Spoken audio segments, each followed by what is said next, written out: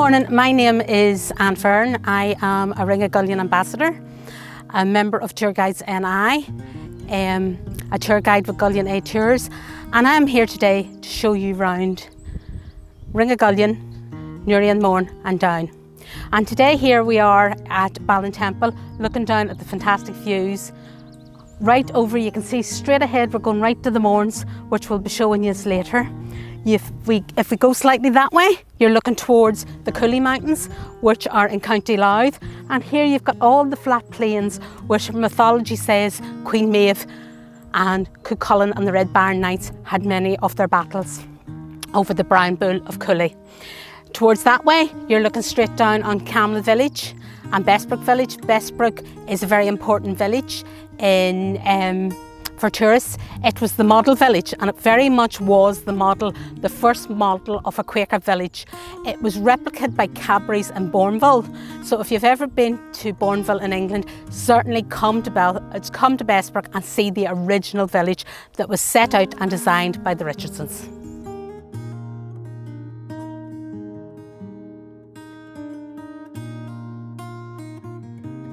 Gullion stands 1,894 feet high. Very magical mountain, steeped in history. As they say in this area, kick any stone and you'll uncover history. On the top of Gullion, we have the oldest Neolithic tomb anywhere in the British Isles, known locally as the Calibera House. Then we have a Bronze Age tomb, and between those we have the highest lake in Ireland, known locally as the Calibera's Lake, which is steeped in mythology, with Finn McCool being bewitched by a beautiful maiden, diving into the lake to get her ring, and coming out an old man with white hair, all caused by the wicked Calibera witch sitting watching him. It's on this mountain, on this side of the mountain, during the Second World War, that the Allied forces did a lot of their training. The first troops to arrive here were the 54th Welsh Division. The last to leave were the Americans, and they left this beautiful place for the horrors of the Normandy landing. Right, so if we look out here now, we're actually at the top car park on the Gullion Scenic View from the Gullion Forest Park. And if you look out here now, what you're looking down there on is Dundalk Bay, and those hazy mountains in the background is actually the Wicklow Mountains. So all that flat land there was what was known as the Pale, because in the 1700s, that's where the English were. They didn't come any further north. So when you hear the expression beyond the Pale, that's where it comes from. The English would only stay within the area of the Pale and wouldn't come north. Eventually, Queen Elizabeth I wanted Ulster because of her battle with Spain. And first she sent the Earl of Essex, and then she sent Mountjoy. It was Mountjoy broke through the Pale, through the Gap of the North, and Ulster then became part of the UK, and that sort of led on to where you had the flight of the Earls.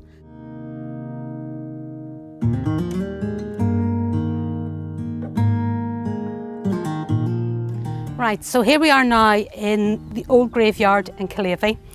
This graveyard and church was founded in the 5th century by St Manila. St Manila is the most important saint to the people in this area. The area is associated with 4 saints: St Bridget, St Patrick, of course, that everybody knows, St Oliver Plunkett, and St Manila. And it's here in the 5th century, St Manila founded a convent after leaving the convent at Fahard, where St Bridget was born. And she walked here over what was the old Slave Lucra Road, which was the road that came through the Gap of the North from the King's seat at Tara. And here, when she reached here, it was so beautiful that she just decided to settle here. And it's here that she's buried. So it's over here is her grave. And certainly every year in June, there would be a pilgrimage from Fahard to Calavey here, which is run by Anne Ward, a Ringagullion ambassador and mindful expert, and she would certainly take a walk from Fahard to St Manila's every year. Then they would go up the side of the graveyard, right up onto the hill at the back there, where St Manila's Blessed Well is. I have ancestors buried in this graveyard, so my great-great-great-grandfather would be buried in this graveyard. It was rumoured that there was a tunnel under this graveyard, and the tunnel was actually found in around 2000 when they were doing work to restore the graveyard.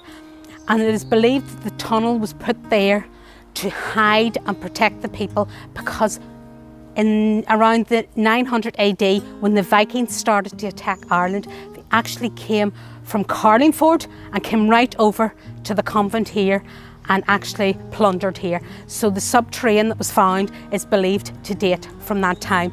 The old church is actually the oldest pre-Norman ruins. So it's the oldest pre-Norman ruins in County Armagh, and it's actually two churches. So one church dates back further than the other church.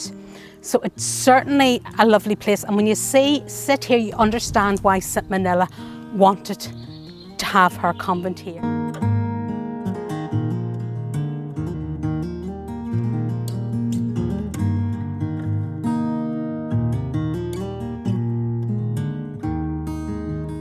Here we are at Killeavy Castle Estate. The estate has only been built in the last couple of years. The castle, of course, dates back to the 1700s, was built by the Foxhall family, who were the landowners at the time. It was built with the stone from the local court tombs, which was taken here to build, and the design of it was mimicked on the design of Gosford Castle, which is over beside Market Hill in County Armagh. The house then went into the hands of the Bell family, so locally it would have been known as Bell's Castle. And the last of the Bells that lived here died in the 1990s, and the castle was then bought by an Australian whose family originated from here, and his decision was to try and restore the castle and to build it. It's a fantastic hotel he has here that you can stay in, or you can stay in the castle if you want.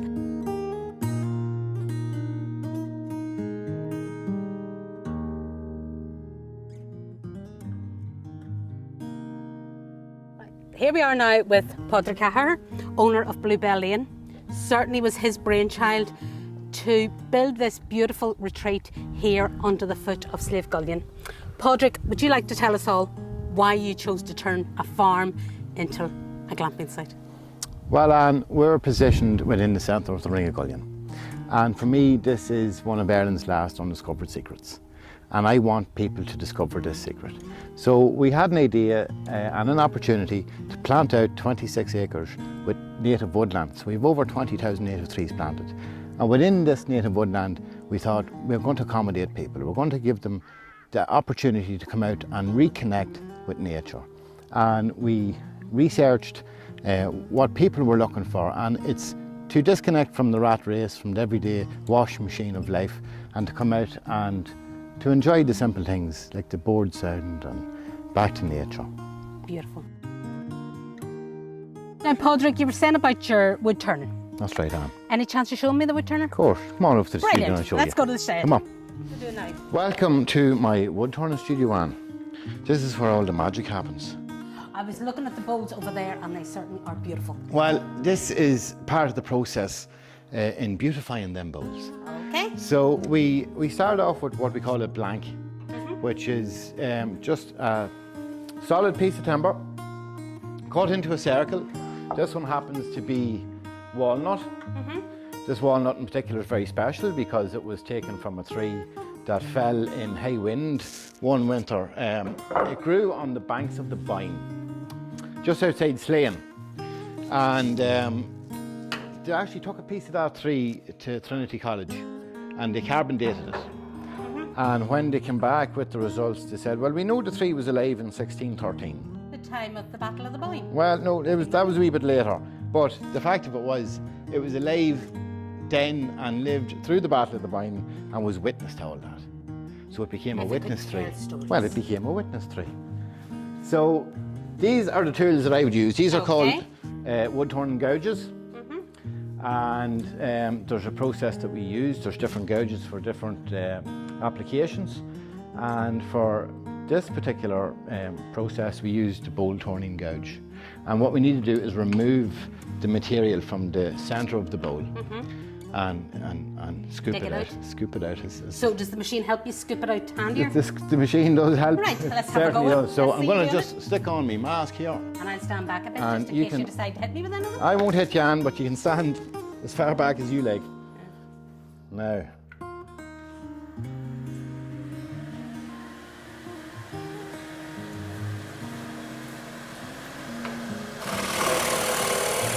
So we start from the centre, working our way out.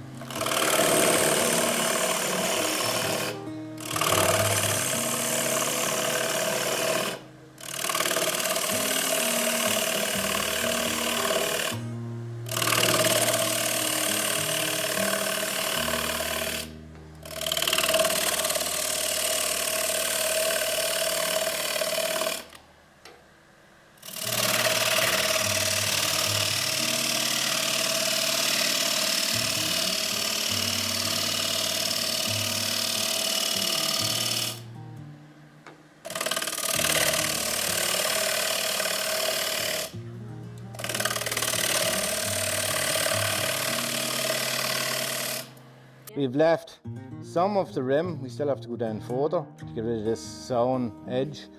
And you can see we're into fresh timber here. You can see it's sort of as if you know the grain will really come up with the Oh, polish. it will, yeah. So this is the finished product then? That's it, Anne, yeah. How long did it take you to do that one, roughly? That there would have took me about 2 hours to do. It's fantastic. So that's a commission piece for someone. So you people can commission? Yeah. I get commissions, mostly commissions through COVID times because we couldn't bring people here. So that's a commission piece. You can imagine the size of a table that boy has. Well, it certainly would make a very unique wedding present or a leaving present or Certainly anything so. like that. Yeah, It's yeah. something that would become a piece of heritage within a family. Yeah, certainly so. And then you can get it personalised. So what you do is you give me the message, what you want inscribed on it, and we can put a lovely inscription on the back of the platter or the bowl for the person. So And think of the future. So saying you were to get married again, Anne. Once is enough now. Once is enough. All right. Now we're sitting in a roundhouse which Padraig was involved in building. Another native, Colleen Savage, is going to talk to us about the roundhouse and the work that she plans to do within the roundhouse. Well, Colleen, how's the form today? Hi Anne, how are you? Well, great to see the roundhouse finished. It's amazing. I heard so much talk about it and it is fantastic to come in. So why not share with everybody the roots of how the roundhouse come to be built here in Bluebell Lane? Well, this was actually a Ring of Gallia Landscape Partnership project, and I was lucky enough to be involved at the beginning of it because I actually crafted the planning application for it. So we got it through planning anyway, and we had some funding in order to erect it here at the site.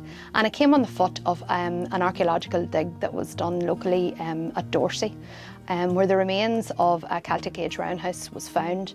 And the purpose of the project was thought to replicate the traditional building skills and to share them with the local community so they could too become involved in the practice of erecting a structure such as this, which is the roundhouse. It certainly looks fantastic, and I know that Celtic history and Celtic mythology is very important to you, and it's something that within the Ring of Gallion area you are very keen to share with tourists and visitors to the area through your song and through your poetry. So do you plan to use the roundhouse here for your poetry and for sharing that ancient Celtic history? Yes, well, I suppose I have a number of offers, and one of them does involve, I suppose, traditional song, but also the stories, the Celtic mythology stories that are important for the Ring of Gallion and relate to Slieve Gallion Mountain.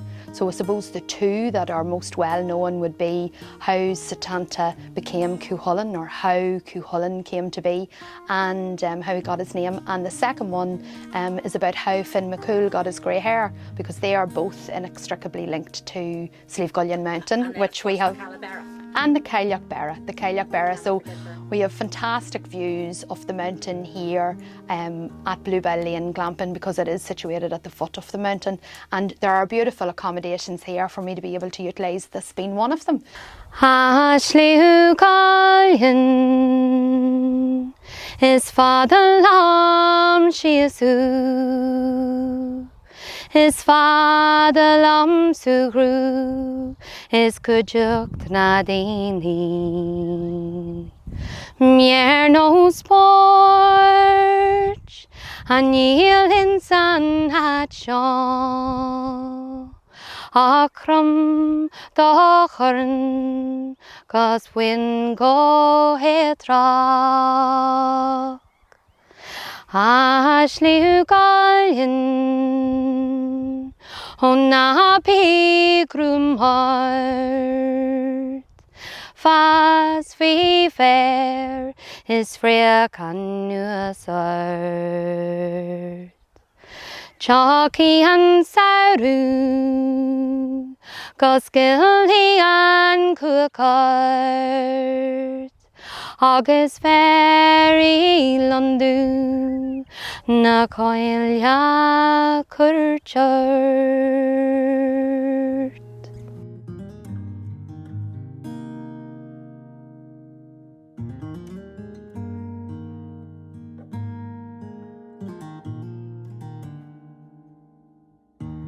Hi Carl, it's glad to see that COVID didn't hold you back, that you got a new business going here at Camla Lake, which is a big bonus for the lake. How's it going for you? It's going good, yeah, and it's getting busier.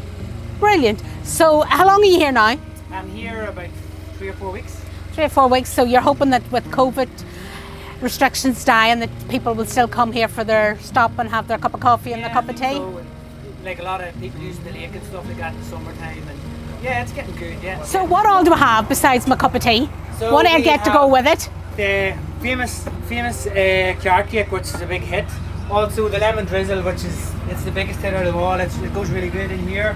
And then just a selection of all kinds of tray bakes, 15s, Corman squares, Corman slices, iced coffees, and then coffee, teas, specialty teas, crisps, hot chocolates, anything you want, and then soft drinks. And So we what's do your- like all kinds of milk as What's well. your best seller?